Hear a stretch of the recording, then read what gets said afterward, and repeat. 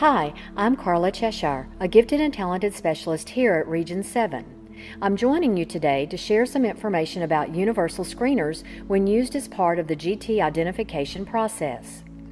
There is much debate about the use of screeners in that they can be exclusive instead of inclusive, especially when a predetermined cut score is involved. If your district happens to use universal screeners as part of the identification process for gifted and talented students, it is important to evaluate how screeners are being implemented and ensuring that all students have equitable access to assessment. With that in mind, please remember that universal screeners can actually go against the statutes of the Texas Legislature outlined in Section 1 of the Texas State Plan for the Education of Gifted and Talented Students. If a student has been referred for GT testing, by the way, we used to call this step in the process nominated, but now it's formally called referred. Districts are required by law to administer the full battery of assessments. Section 1.6c addresses the requirement that gifted and talented assessment is made available to all populations of the district. A great resource for you to use to ensure that all students have equitable access to GT identification and assessment is the website Equity in Gifted and Talented Education, found at gtequity.org. Our own Donna Ashby, my partner here, was part of the TEA team that developed this resource.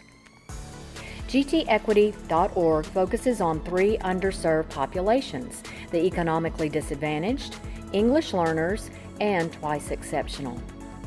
The Varied Faces of Gifted and Talented Students describes the unique characteristics exhibited by each group in four categories: learning, motivation, creativity, and affective.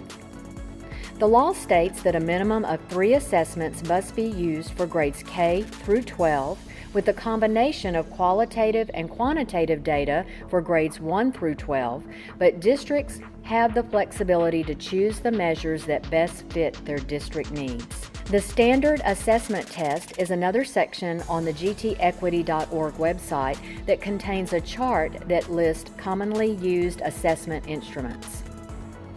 In summary, when using universal screeners, districts must ensure that they are using them equitably with regards to the law and that all students have fair and equal access to assessments. There are cards on your tables with QR codes and a URL link that provide more information. If you have further questions about universal screeners, feel free to contact either Donna or me. We are always happy to help.